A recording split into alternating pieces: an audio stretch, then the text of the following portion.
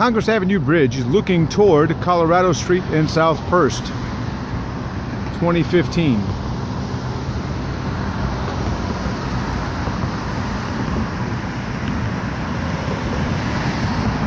Today it's called the Buford Tower. Back then, it was an old training tower for the Austin Fire Department. But before that, there was a foundry at this location. This is a view of downtown Austin with the Capitol being constructed. This photo was taken sometime between 1882 and 1888 from the Deaf School. You can see the Congress Avenue Bridge over here, the Capitol here, and this is Colorado Street. Here, you can see the old Colorado Foundry right here. Here's the tower, and here are the outbuildings here. This was the place of an explosion that happened on December the 11th, 1885. Here is that story. Here's the newspaper, page 7, the next day, December the 12th, 1885. Boiler explosion.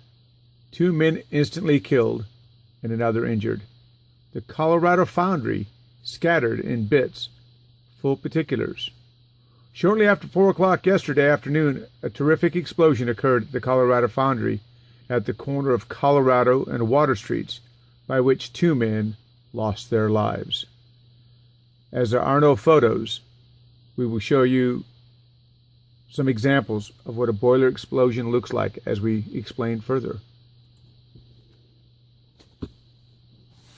The names of the dead men are Charles Jones and Lewis Preston.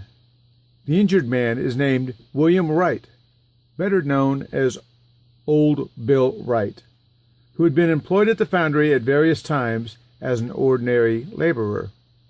The reporter of the Statesman visited the ruins shortly after the explosion and viewed the dead bodies. Of the 2 victims, and the most sickening sight met his gaze. Lewis Preston, who was employed as a machinist, was severed in twain and otherwise horribly mutilated. It was with great difficulty that his body could be handled for conveyance to the adjoining home. He must have been standing very close to the boiler when the explosion occurred. His mangled remains were found buried beneath the debris and the shattered engine room by Mr. S. Allison, who lives in the little boathouse resting on the water in the river under the bluff on which stood the foundry. After being placed upon a litter, he was carried to a room in the 2nd story of the old rock mill nearby, where friends prepared the body for burial shortly thereafterwards. The body of Mr. Jones, the proprietor and manager of the foundry, was picked up in another part of the premises, some distance from where Preston was found. Mr. Jones was evidently killed by the concussion of the explosion, as his body was not cut or bruised in any way, but was terribly scalded. It may have been that the inhalation of hot steam caused his death. This cartoon depicts the force of which a boiler will explode. You see the boiler here, the point of explosion, and you see the upper torso of a man here, his severed lower torso here, flying through the air, another man with a leg missing. This is what happens when you're severed in twain. This was the fate of Lewis Preston.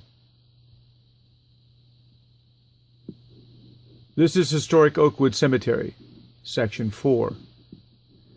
This area here is known as the Papa Grounds, the Street Grounds, the Stranger Grounds. It was actually used quite largely for the burial of African Americans, slaves and freed. Somewhere in this field lies the severed remains of Lewis Preston in an unmarked grave. We may never know, but we'll keep the story alive, so someday in the future, if there's any archaeology over here, and somebody discovers a body that had been severed in twain, perhaps we'll know the final resting place of Lewis Preston. Here is the broken, displaced headstone of Charles Jones, the owner of the old foundry, who passed away on December 11th, 1885, aged 69 years. He lies at rest at Oakwood Cemetery.